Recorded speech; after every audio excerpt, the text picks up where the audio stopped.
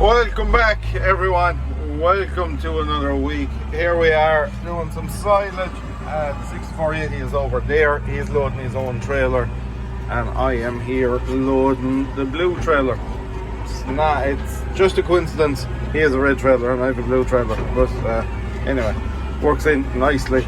So this is some third cut in this field. This field would have been reseeded last year. Top half of it was discarrowed, bottom half was ploughed. Doesn't seem to have made any massive difference. I know when it grew first, we had to spray the top half that wasn't ploughed for weeds. Just sort of strange weeds start to grow, and you know, they weren't your typical ones. I don't really know what they were, but we sprayed at that time and that done the job on that, and that was really the only difference in it, to be honest. So we're nearly finished now. I think there was 70 or 80 odd bales here, and then we got to move some straw, and then I got to go stack some bales as well after that. So all action today, and we're getting through it slowly but surely. But yeah, so we've the Volvo in the yard, and once we head down, we don't even unhook our trailers. We just use the Volvo to unload them, which is making it very, very handy for us indeed. But the two loaders in the field is a good enough old system, to be fair. So I'll just throw up 2 more bales and I'll head on down to the yard. She's singing for her money now.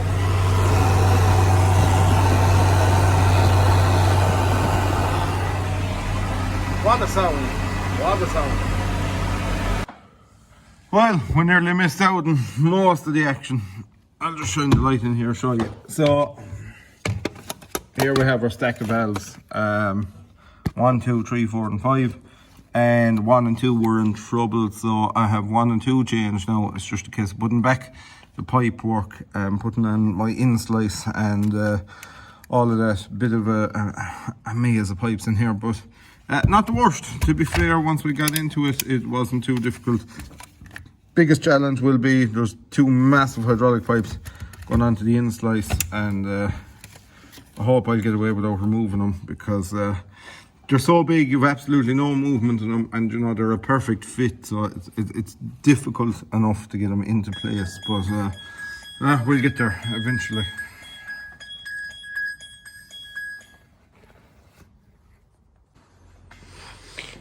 Right, so a bit of a torturous job here at the moment. Our 195 has arrived, and I knew it when buying it, but we have 2 dead spool valves and I need to get in at them, which is not near as simple as it was in a tier 1 or a tier 2. They're not stacked up on top there, they're buried in here, and quite a job to get in at them, but we're getting there slowly but surely. So hopefully get them out this evening anyway, and might get stuck back into them in the morning. But yeah, look, I knew it was the case coming, literally. So here she is. Nice tractor, to be fair. Needs a small bit of tidying up. Like that, them spool valves need doing. The rims need a bit of paint. Bonnet needs a buff up. The exhaust pipe needs doing. And what else is there to do to it? Oh yes, our front PTO, the drive going to that. Their Zudbugs are done with a rubber donut, and the rubber donut is broken, but I have that there. Probably smarten up the grill of her. And a few various other different bits and pieces, but she will be for sale, but a couple of people have first refusal on it. I won't say first refusal. One person has first refusal. If he doesn't take it, then someone else has refusal, and so on and so on. So this might not even get advertised, you wouldn't know. We will see how things go. But she's on Michelin's. They're not her own tires. She was on 38s, 28s and 38s, but they're a very high wall tire. When you put them on these, there was 710, 70 38s in the back and 665 38s in the front, but they have a huge wall on them, and I swapped around the rims with a guy I know. He wanted the big rims, I wanted these rims. And the reason I wanted these rims is I had these tyres here, and also for future, if anyone wants to go changing tyres, then it's not near as expensive an ordeal as it would be with the 710 7038s, because they are astronomical price. If a set of these are 6, a set of them is probably 10, so that'll tell you. And she's fairly well shod, like, you know, for anyone buying her, they're not going to have to worry about tyres for a while. We have a Dramone hitch there for it, that's to be fitted to it. 5 spool valves, air and hydraulic brakes, front linkage and PTO, as you've just seen. Very, very well spec tractor, which is unusual to see them from Europe with the air brakes, but this one has it. So yeah, I'll keep going. I'll show you progress as we get on. I had to obviously remove the cab mount, which used to sit here. Made a bit of a boo-boo on that one. I disassembled the cab mount, which I kind of really could have got away without, I think. So it just means four more bolts I have to put back together, but however, a couple of pipes off here, and I'm going to cable tie back our wiring loom there, and then I'm going to remove the 3 bolts here in our here's our end plate. These actually fail from time to time. This end plate, there was a steel and an aluminium version, and I think the steel version has pretty much outdone the aluminium one now. They crack where your hydraulic pressure is going through them, so it's a bit of a CVX problem. But anyway, getting there now. So like I say, I'll get this ripped off. I think once I've him out, I should be able to there should be enough clearance to get him out without taking off a lot of my handbrake mechanism. This led us for the rear brakes, but I think we'll definitely escape without him. And like I say, that should, I must say, the paint is very, very good on the inside of these now. You'd never think, like, I think she's shoving off her 8.5, 9 or something on her now. You'd never think that it would still be so much paint inside it after, even the sidewalls. Like, you'd imagine the sidewalls would be gone after 50, 60 bales, but yeah, it's just one of those things, I suppose. But yeah, paint quality is very, very, very good in them, to be fair. Welcome back. Sunday evening, Sunday middle of the day, getting a bit of straw baled up. I don't think we've too much straw left to bale, maybe another 150, 200 bales of it. That's probably it. So the harvest is shoving on, slowly but surely, but nearly there now, nearly there.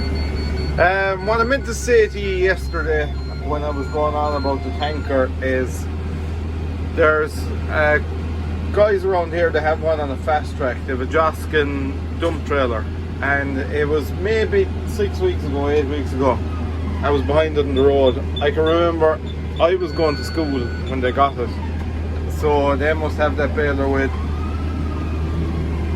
I've gone from school over 10 years, so they must have that baler, or they must have that dump trailer 15 years, and bar like spots of rust coming on it, it's perfect.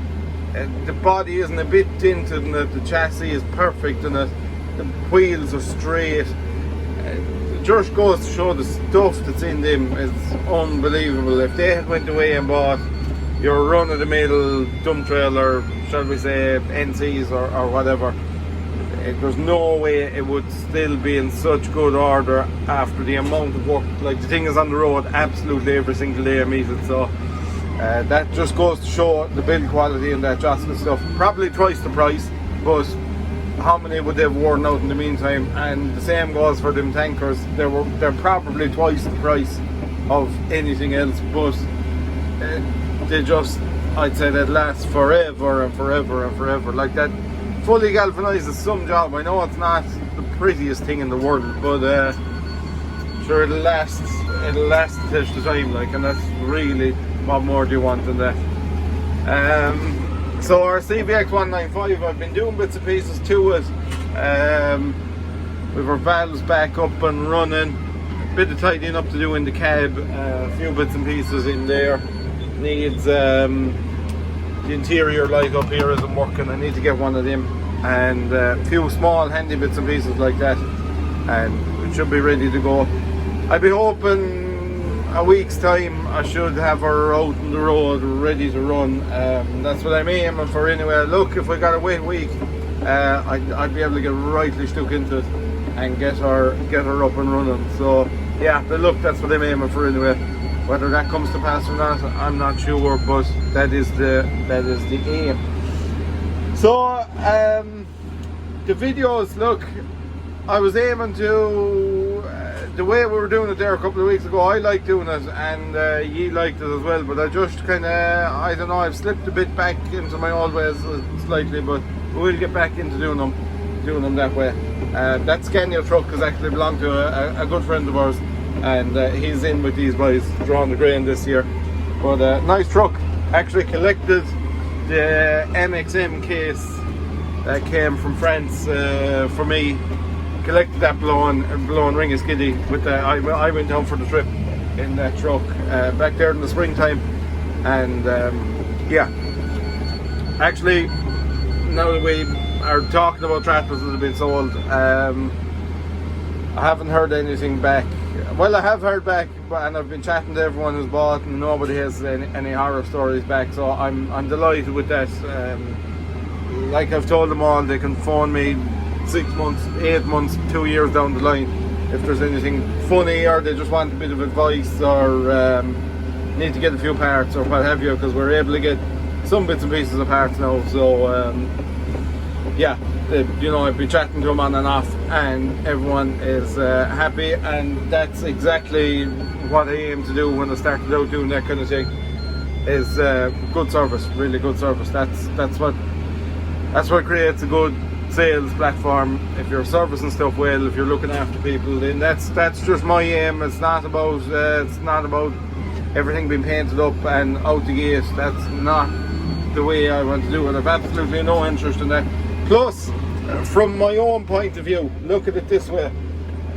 As ye can see from watching the videos, we're constantly going, like, there's never a stop up with us. We're always out in machines. So I don't want to be drawing problems on myself. People ringing me with problems, this, that or the other. Go through the tractors in the shade, go out, use them, make sure everything is good, and then yeah, you can sell them, because you're confident. I'm able to say, yeah, that tractor is 100% and whatever. So that's kind of, it's worked for me so far. It's not like we've sold hundreds of tractors or anything like that, but it's worked so far this year for me, and that's the way I intend to keeping it going. But one slight problem with the whole thing is it's getting very, very, very difficult to find these good tractors at a reasonable price. You're not going to get a good tractor cheap. Just, that's not going to work. You'll get a cheap tractor, but it's not going to be a good one. Long term, it's not going to be a good one. Cheap tractors, tires are gone, seats gone, hitch is gone, all these things. That's why they're cheap. What I've rattled off there is 10,000 euros straight away. So, and then you have unforeseen things. So yeah. But look, I suppose in the long-winded kind of rant, just people have been asking me about the tractors and all that kind of thing. Slowed down on it for the summer, just purely because I didn't have time to be doing it. But from my point of view, work the tractors, make sure everything is right, then I am able to say, yeah, that tractor is X, Y and Z, it's certain price. I can tell you that the tractor is perfectly capable of doing this or that or the other, and then everyone is happy. Whereas I don't want to give out about anyone, but if you go into you know, a yard and the tractors are just parked there, then nobody really knows what the tractors are capable of or what have you.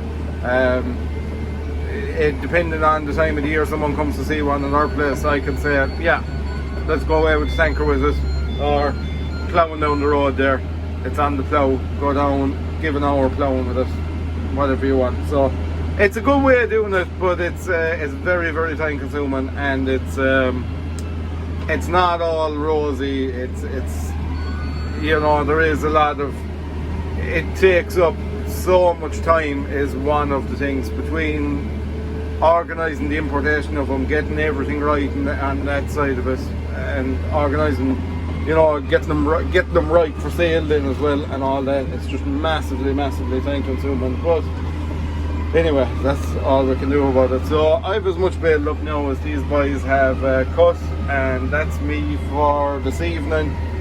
Might go for a spot of dinner this evening, we'll see. So yeah, we'll chat to you later. So what I'll do now is I'll clean off all these bits and pieces of straw, because just in case it rains, this is going to be parked in the shed for maybe 3-4 days, and all that stuff, I'd be afraid of throwing rats anyway, so I'm going to give it a quick clean off. I'm going to get destroyed, but sure, what about it?